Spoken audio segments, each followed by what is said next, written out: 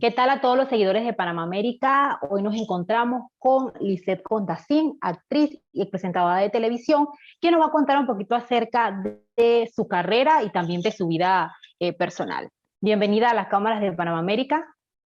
Muchísimas gracias, al contrario, muchas gracias a ustedes por recordarme, por pensar en mí y por permitirme este espacio. Ok, perfecto. Vamos a empezar de una vez. Me gustaría que me contara un poquito vamos a hablar un poquito acerca del carrusel polifacético de Lisette Contacín. Televisión, música, teatro. De estas tres, diríamos, ¿cuál es su verdadera pasión? ¿Cuál le gusta más? ¿Cuál le llama más la atención? O las tres, cuéntenos un poquito acerca de esas tres pasiones que usted tiene. Bueno, en televisión, más que televisión per se, era el contenido, que por 14 años fui periodista, comunicadora, soy comunicadora, tengo un posgrado en comunicación organizacional y tengo una especialidad del INCAE en responsabilidad social empresarial. Así es que por veintitantos años, después de que salí de la televisión, me dediqué al mundo corporativo. Estuve trabajando en grandes empresas, lo que era comunicaciones corporativas, y responsabilidad social empresarial, que me encanta porque la responsabilidad social empresarial, para ponerla en práctica, tiene que salir de adentro, porque no es más que ser un ciudadano corporativo responsable. Y para promover la responsabilidad y la transparencia y la buena conducta dentro de las empresas, uno tiene que partir de adentro. Y así mismo se implementa, partiendo de adentro de la empresa hacia afuera. Así es que era un tema fascinante. Y pues paralelamente desarrollé el gusto por el teatro. Ya este año que viene cumplo 29 años de estar haciendo teatro. Por muchos años principalmente estuve haciendo teatro musical y después ya incursioné en el teatro de parlamento, ya un poco más drama, que también es fascinante. Así es que, ¿qué te puedo decir? ¿Cuál es mi pasión? Pues creo que se fusionan unas con las otras y yo creo que el truco de que las cosas salgan bien siempre es meterle la pasión y que te guste lo que hagas. Así es que en el momento en que la vida me puso en posiciones específicas, me lo disfruté muchísimo. Ok, perfecto. Recordemos ese inicio, bueno, me acaba de mencionar un poco acerca del tema del teatro, pero sus inicios en el mundo de la música. He visto algunos videitos en redes sociales de las Sí, divas Pitiguay. Cuéntenos un sí. poquito acerca de este proyecto, de su Bueno, incursión en la música. Bueno, mi incursión en la música viene desde los anales de la historia. Desde que tengo uso de razón, siempre me gustó la música. Siempre recuerdo una anécdota de mi mamá que decía que desde pequeña agarraba la escoba y el palo de la escoba era mi micrófono y cantaba todo el día. Y la influencia de la música que ella escuchaba en aquella época, muchos boleros, los cantantes de aquella época iban de alguna manera trabajándome el oído y fui buscando esa vena musical. Después estuve en el coro de la escuela, dirigida por el maestro Tito Medina. Ahí me dio las primeras bases técnicas. Después estuve ya adulta, estuve en el coro Música Viva, que también me ayudó muchísimo en cuanto a la implementación de la técnica vocal para cantar y sacarle el mayor provecho. Y bueno, de allí hemos incursionado en el mundo del canto. Canté jingles por mucho tiempo, jingles para comerciales de televisión, además de la locución comercial, que soy locutora desde, no sé, desde como 1900, a 80 y pico, estoy como locutora, desarrollándome como locutora comercial. Entonces creo que la técnica vocal que se usa para la locución es muy similar a la que se usa para el canto y eso me ayudó muchísimo. Sí estuve participando, más que nada grababa en estudios. Cuando comencé a cantar ya profesionalmente, grababa, era en estudios, en comerciales de televisión.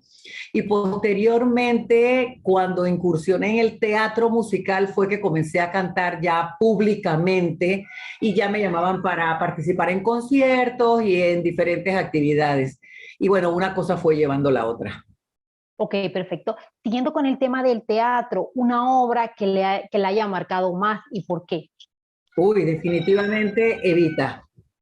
Evita, que fue la segunda obra que hice en mi vida y fue mi primer protagónico. Eso fue en 1994, fue la primera vez que hice Evita y en 2004 la volví a hacer 10 años después.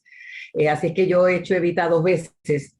Creo que cada vez que incursionamos en una obra, como hay que estudiar el personaje, hay que involucrarse, crearle un perfil a cada personaje, uno se enamora de su personaje para sacarle el mayor provecho.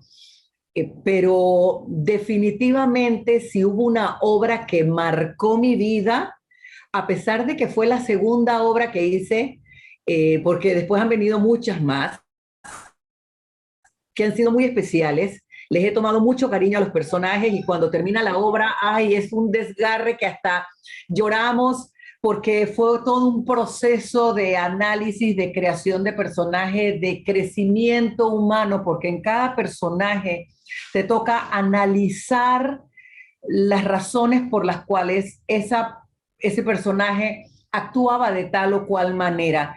Y de ahí pues uno llega a la conclusión de que nadie es malo por naturaleza.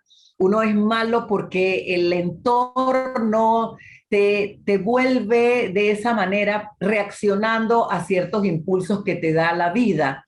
Y eso me ha ayudado a entender la naturaleza humana, a crecer un poquito más como persona, a desarrollar empatía. Por eso es que el teatro es maravilloso. Pero volviendo a tu pregunta, Evita, ¿por qué? Primero porque fue una obra tremendamente exigente, exigente, y fue mi segunda obra, así es que no era que tuviera tanta experiencia en el teatro, pero a nivel dramático, a nivel de personificar la imagen de Eva Perón, que además no es un personaje ficticio que uno crea en su cabeza y tú le creas un antecedente de dónde viene, cómo surgió, qué se fue desarrollando de esa manera, qué tipo de personalidad tiene. Cuando tú tienes un personaje ficticio, tienes esa belleza de crearle toda una historia. Pero cuando te toca interpretar un personaje biográfico, alguien que realmente existió y que no puedes crearle una personalidad que no fue la que tuvo en la vida real, porque entonces el público no se va a identificar con esa persona. Fue tremendamente interesante estudiar la vida de Eva Perón, entender y justificar las razones por las cuales ella actuaba de una manera o de otra. Eh, Ella todavía hoy día es un personaje que crea muchas pasiones entre los argentinos. Ella quería ser presidente del país, logró ser vicepresidente por sus propios méritos, a pesar de que venía de Junín, un pueblito de Argentina. Eh, Tenía relativamente muy poca educación, pero tenía muchas ganas y sabía perfectamente lo que ella quería en la vida.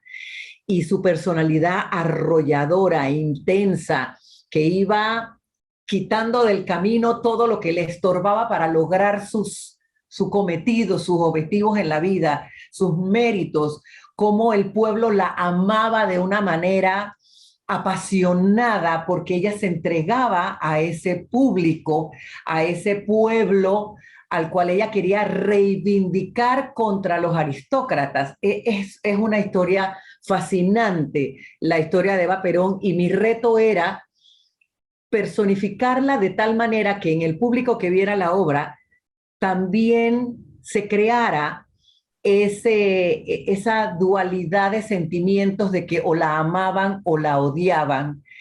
Y trabajar esa parte fue tremendamente impresionante, un crecimiento personal para mí y por supuesto que muy exigente, porque además Evita es una ópera rock, es toda cantada, los diálogos son cantados, solo hay una línea en toda la obra que es hablada, donde ella casi en su lecho de muerte dice, seré vicepresidente. Y es tan dramática que toda la obra sea cantada y llega un momento muy agudo de la historia y de repente todo se para y ella dice, seré vicepresidente, a pesar de que se estaba muriendo. Bueno, es un personaje extraordinario y la exigencia histriónica a nivel de actuación que me exigió y a nivel vocal, porque las canciones son súper difíciles y muy bien escritas. Y la cantidad de vestuario que me tocaba usar, a veces me vestían entre tres personas, salía, me vestían y encima era sombrero, guantes, anillos, zapatos, todo el vestido, todo, o sea, todo lo que era la moda de aquella época. Ella se vestía mucho de Dior. Entonces todo el trabajo que hubo alrededor de eso, Charlie Brannan, que en paz descanse, fue quien hizo toda la parte de vestuario y él estudió cuáles eran los vestuarios de Eva Perón para que en el momento de la obra donde se interpretaba algún momento real de la vida de ella, el vestuario que yo sacaba era exactamente el que ella usó en su momento. Una réplica, pues, porque obviamente no vamos a buscar vestidos de Dior para usar para una obra de teatro, pero la réplica era exacta. Y creo que uno de los comentarios que me ha dado el público más lindos a lo largo de mi carrera teatral fue precisamente en Evita Perón, donde después de que terminó una función, me tocaron la puerta al camerino y me dijeron, hay una pareja de argentinos que quiere hablar contigo. Le digo, sí. ¿Y quiénes son? No sé, estaban en el público. Ok, dile, bueno, voy para allá. Y cuando salí, me dijeron que ellos me querían conocer en persona porque ellos habían vivido en Argentina en la época de Evita Perón y la escena que abría el segundo acto, que era donde ella estaba en el balcón de la Casa Rosada y cantaba No llores por mí Argentina y el pueblo estaba abajo del balcón y ella arengaba como si fuera un discurso político, porque realmente No llores por mi Argentina es una canción que emula un discurso político de Evita en ese momento. Dice que cuando ellos me vieron en el segundo piso de la escenografía, que era el balcón de la Casa Rosada, con los micrófonos y vestida con ese vestido blanco imponente que está en la foto esta que está ahí atrás, ahí está. Ellos sintieron que realmente estaban reviviendo ese momento donde ellos estaban frente a la Casa Rosada escuchando un discurso de Eva Perón. Y eso para mí no, es un comentario como ese no tiene precio para cualquier actriz, para cualquier actor. Un comentario como ese no tiene precio porque realmente significa que has cumplido el cometido. Ok, perfecto. Eh, en el tema, vamos a pasar al tema de la música. Me interesa que me hable un poquito acerca de las divas Petty White. He visto algunas publicaciones, cuénteme un poquito acerca de eso. Bueno, justamente antes de ayer tuvimos una presentación privada y mientras estábamos esperando el momento de cantar, estábamos recordando que particularmente este año cumplíamos 14 años de haber creado las divas PTY. ¿Cómo surgió? De la manera más cómica. Las cosas suceden porque, o sea, yo estoy convencida de que no hay casualidades en la vida, sino causalidades. Fue para hace 14 años un cumpleaños mío donde yo no iba a hacer absolutamente nada. y llegó un amigo de mi esposo y mío, un amigo de nosotros, llegó con una botella de champaña y dice, oye, yo sé que no lo quieres celebrar, que no se está celebrando nada, pero no importa, yo vengo con mi botellita de champaña, vamos a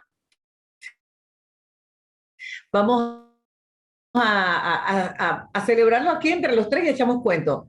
Y se apareció de la nada mi amiga, Anito Bar.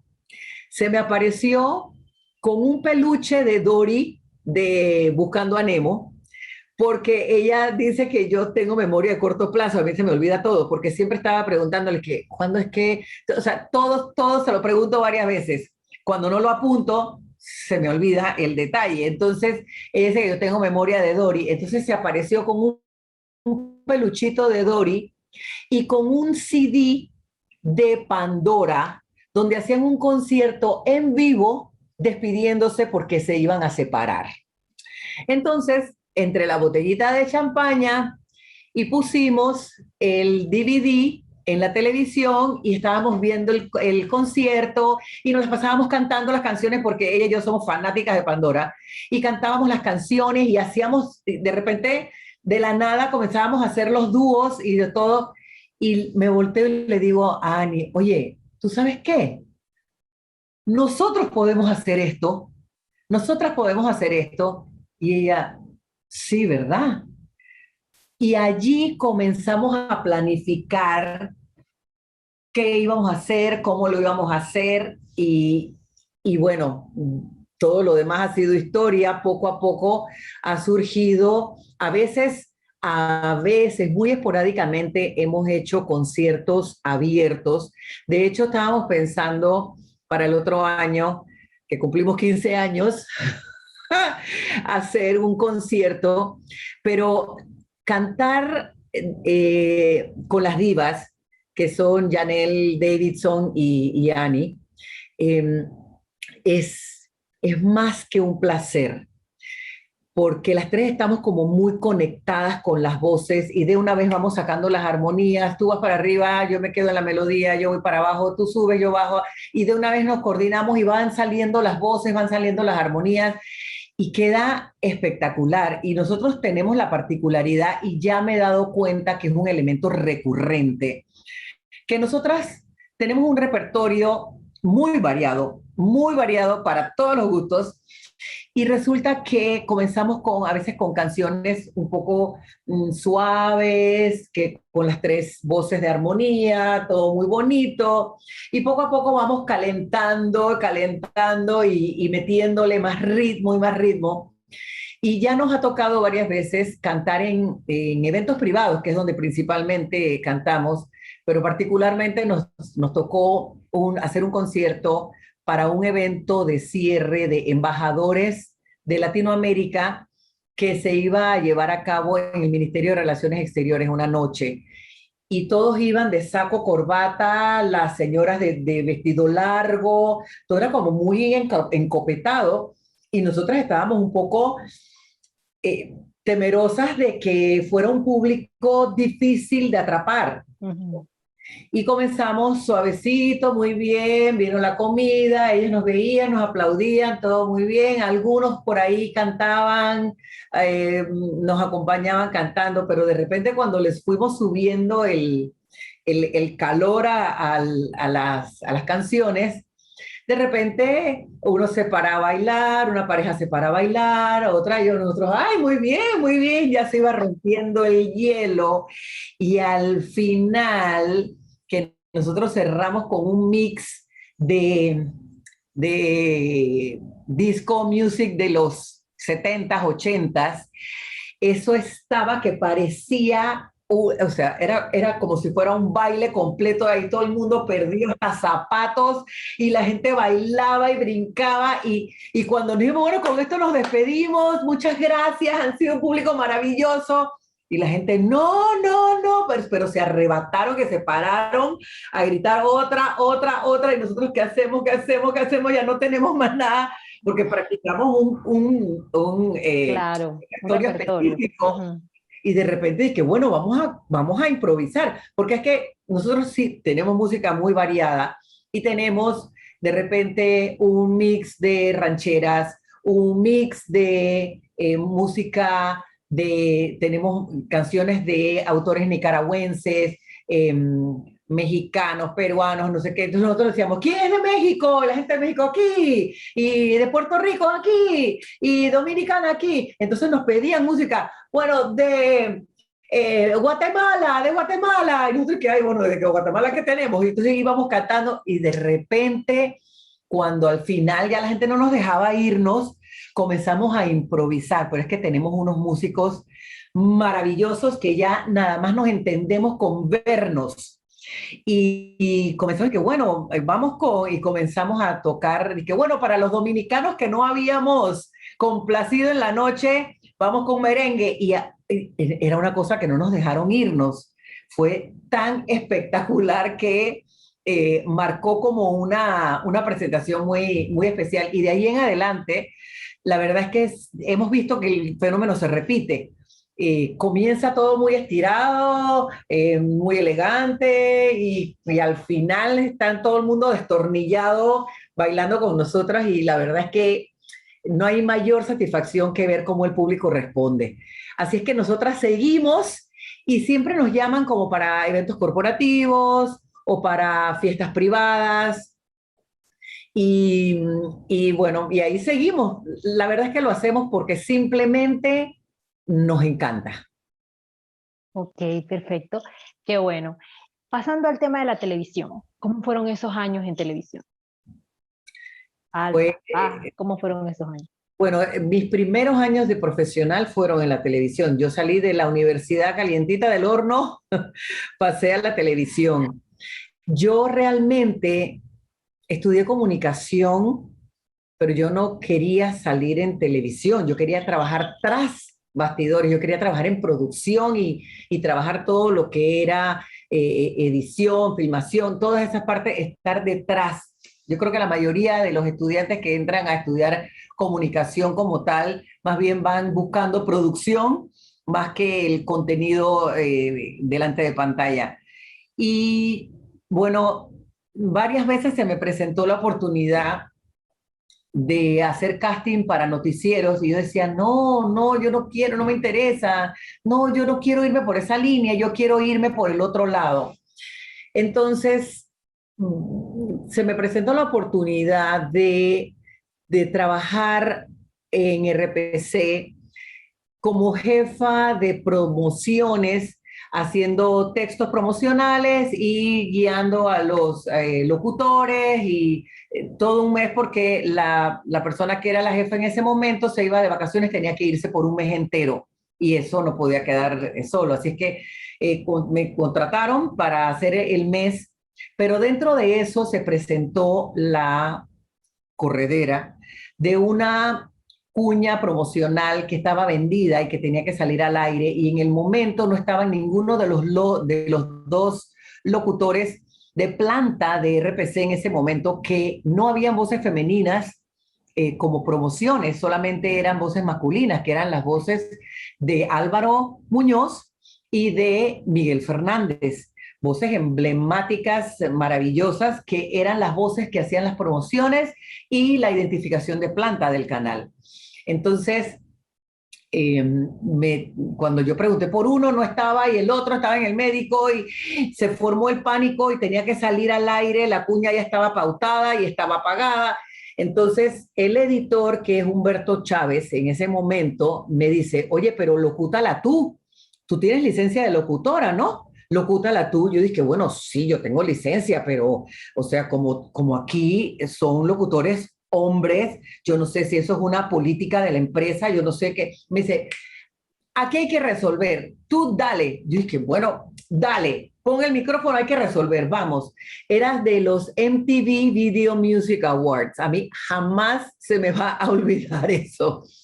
Y yo hice la locución, salió al aire y causó un revuelo dentro del canal porque, sobre todo ventas, que estaba pendiente de que saliera la cuña al aire, mm, el que fuera una mujer locutando le sorprendió, es que ¿Y quién es esa voz? ¿De dónde salió? ¿Quién es? ¿Quién es? ¿Quién es? Y se formó el revuelo por todos lados, que fue hasta, en ese tiempo ni siquiera se llamaba Recursos Humanos, qué horror, Jurassic Park, se llamaba Departamento de Personal. Llegó el jefe de personal a preguntarme si yo tenía licencia de locución, porque si no el Ministerio de Gobierno y Justicia, que era el que estaba pendiente de todos esos temas, les iba a llamar la atención y querían saber si yo tenía, yo tuve que decir, sí, aquí está mi licencia, todo está en orden. Ah, bueno, está bien. Y de ventas preguntaban, ¿quién es? ¿Quién es? Y cada vez que yo pasaba por algún departamento, oye, dice que tú locutaste la locución de MTV, dice el mío. Y yo decía, sí, sí, sí, sí, sí, ah, sí, sí, sí. De repente me dicen, oye, te llaman de la gerencia. Yo dije que, ay, Dios mío, me van a votar por haber hecho esta cuestión hacia la loca. Y yo, ay, Dios mío. Y para mi sorpresa fue para preguntarme si yo estaba interesada en hacer casting para el noticiero. Y ya estando allí y viniendo de la gerencia, ya lo pensé dos veces y bueno, yo estaba recién salida de la universidad, esa era mi primera oportunidad de trabajo y yo pensé, bueno, si esta es la oportunidad para quedarme trabajando, porque ya donde se acabara el mes de reemplazo del jefe de promociones, ya yo tenía que salir. Entonces dije, bueno, si esto es lo que tengo que hacer para quedarme, pues voy a decir que sí. Y entonces yo hice la prueba y me dijeron, bueno, te van a avisar, te van a decir con tiempo para que te prepares. Nada de eso fue cierto. Yo iba a trabajar, ese día tenía una camisita tejida amarilla de mi color. Yo cero maquillaje, cero cabello, cero nada. Yo fui en ropa de batalla porque tenía que ir a trabajar porque no me avisaron con tiempo. Y cuando me llaman me dicen, oye, a mediodía hoy. Yo dije, a mediodía hoy, pero si son las 11:30. Sí, sí, sí, cuando se acaba el noticiero, vamos a hacerte la prueba. Yo, ¿qué? Pero así. Bueno, bajé y encima por convención colectiva, todos los que estaban en estudio tenían que salir a almorzar, así que el estudio quedó solo, sin luces, sin nada, nada más el productor del noticiero, que era el Don Tigre Ortega en aquella época, entonces mandó a pedir un camarógrafo de arriba que viniera con su cámara, con la cámara gigante y el play rec de la caja de acá que ellos llevaban cargadas, y entonces fue todo como demasiado, demasiado improvisado, y yo dije, ¿y el prompter? Dije, no, el prompter está apagado porque todo el mundo se fue a almorzar. Y yo dije, ah, bueno, entonces leo de abajo. Sí, sí, sí, aquí está un libreto. Y yo dije, ah, perfecto. Y comencé a revisar y me dice que, bueno, vamos, pues 5. Pues yo dije, pero un momentito, no he revisado el texto. Dice, ah, no, no, no, no, no, no, bueno, no importa, dale así porque, digo, si te toca leer una noticia que no has revisado antes y tienes que salir leyéndola, pues no tienes tiempo de revisar y tienes que salir a leer.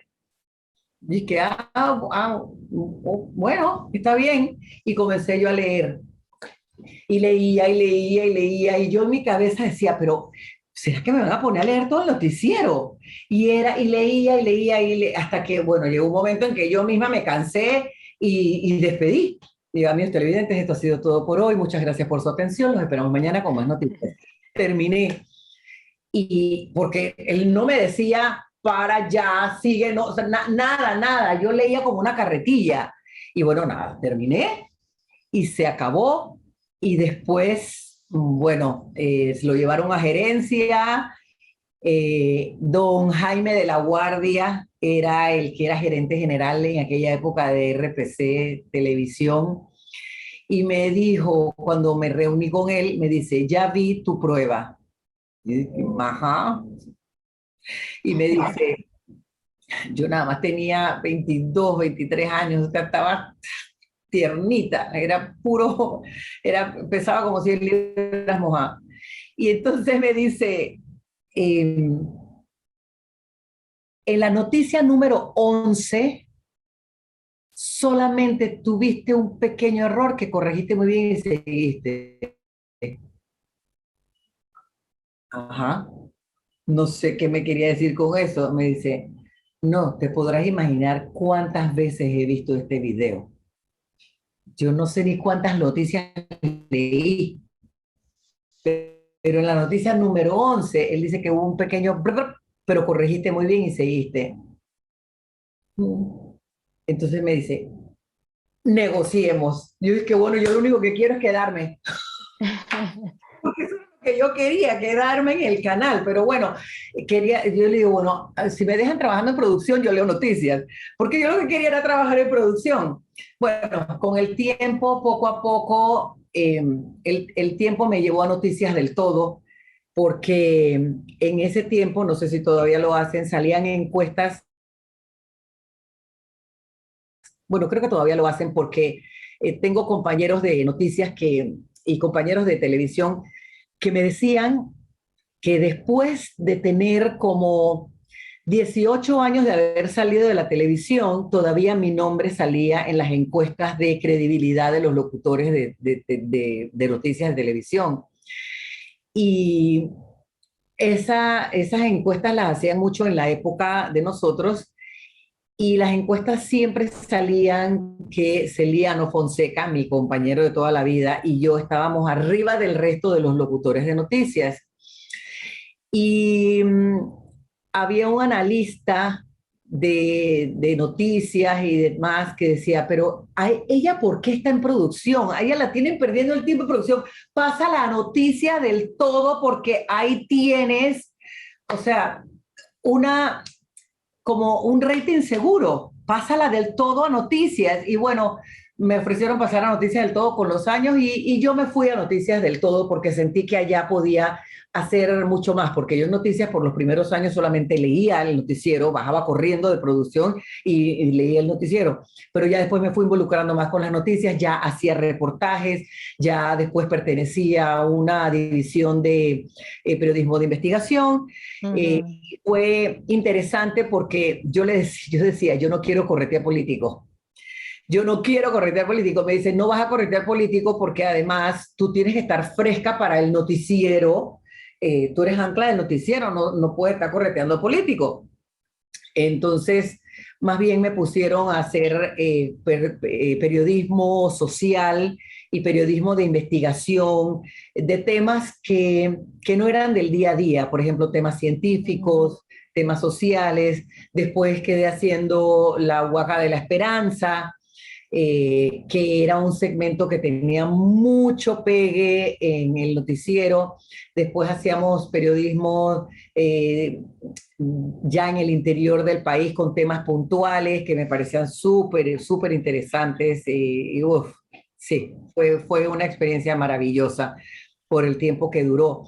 Pero cuando vino la fusión con Medcom, que ya había una estructura que iba a ser completamente diferente, yo no me adapté al cambio porque venían con otra mentalidad. RPC fue Ok, comprado por Telemetro ok. y las cosas cambiaron drásticamente. Bueno, nada más hay que ver en qué estado está RPC en este momento para darse cuenta que yo lo que veía venir se dio tristemente. Yo todavía lo sufro porque RPC no solamente fue mi primer trabajo, sino que fue un trabajo al que le puse alma, vida y corazón, tanto que todavía hoy día tengo un grupo de chat donde estamos muchas personas que trabajamos en RPC y se creó una mística que difícilmente he podido encontrar en cualquier otra empresa. Ok, perfecto. Muchísimas gracias. Para ir finalizando ya, me gustaría cerrar con dos preguntitas. Una de las preguntas es, ¿qué es lo que más le molesta a Lisette Condacín? ¿Qué es lo que más me molesta? La intriga y la mentira. Ok, perfecto. En cuanto a sus gustos, aparte de la música, el teatro y la televisión, ¿qué otras cosas le gustan a Lisette Condacín? Bueno, ya con eso tengo bastante, te voy a decir. Pero a veces a uno le gusta otras cositas también, de repente sorprende y dice que bueno, ay, mira que también le gusta esto y uno piensa que nada más es como la televisión, el teatro, pero de repente tiene otras actividades que realiza. extra. Bueno, sí, pero como el teatro me absorbe tanto, sí, durante la pandemia retomé algo que tenía abandonado por muchísimo tiempo. Como yo vengo de una familia donde mis abuelas hacían polleras de talco y calado, hubo un momento de mi vida en que yo le dije a mi tía abuela que me enseñara a hacer el talco y el calado. El calado lo aprendí en aquella época, pero si uno no lo practica todo el tiempo, es tan complicado, Claro. tan difícil. No solo el deshilado, sino las mismas puntadas del calado es muy, muy difícil. Eso se me olvidó y no me atrevo a dañar una tela. Pero el talco sí lo recuerdo perfectamente y me puse a terminar una sábana que aprendí, que decidí comenzar cuando mi hija mayor quedó embarazada. Eh, Ok, las sabanillas ya las tenía de herencia de mis abuelas que me hicieron las mías, las usó mi hija y las iba a usar mi nieta, pero yo quería coserle como una sábana para el hospital y pues nunca la terminé porque toma más tiempo de lo que había planeado y la terminé en pandemia. Eso me gusta mucho. Me gusta mucho las manualidades, hacer como adornos de Navidad y sí. esas cosas me encantan. Pero definitivamente lo que más me absorbe ahora que ya no tengo, me dedico ni a la televisión, y bueno, el canto lo hago esporádicamente cuando se presentan las oportunidades, pero a lo que me estoy dedicando ahora, tiempo completo, es que tengo una escuela de teatro, de actuación, canto y baile para teatro musical con Agustín Clemán, que es un dramaturgo, actor y director de bastante experiencia, muy renombrado. Nosotros somos primos en segunda o tercera generación, así que nos conocemos de toda la vida. Y ahora adultos, también por las causalidades de la vida, quedamos trabajando juntos y siempre nos habían dicho, bueno, él sí daba clases de actuación, pero yo nunca me dediqué a dar clases ni tener una academia porque eso ocupa mucho tiempo y ya yo me dedicaba, en el día me dedicaba a mi trabajo corporativo y el teatro lo hacía de noche, pero por hobby realmente. Y siempre me decían, ¿por qué no haces una academia? ¿Por qué no enseñas? Oye, tú das clases. Oye, tú... Y yo, no, no, no, no. Y después de mi último trabajo corporativo que dije, ya no quiero trabajar más para más nadie, quiero hacer algo que yo quisiera hacer toda la vida. Y bueno, surgió y hemos creado Artemisa Teatro, es una escuelita de actuación, canto y baile para teatro musical, porque queremos abarcar las tres corrientes dentro de las artes escénicas. Y Ok, la verdad es que nos ha ido súper bien. Bueno, sobrevino la excelente, pandemia, después dimos clases claro. virtuales y ahora a partir de junio de 2021 retomamos las clases presenciales a ver qué tal nos iba porque pues, todo el mundo tiene miedo, pero bueno, gracias a Dios tuvimos nuestros alumnos, nos fue muy bien, no hubo contagio de COVID, todo el mundo fue muy responsable, hasta los alumnos muy responsables, siempre con sus mascarillas,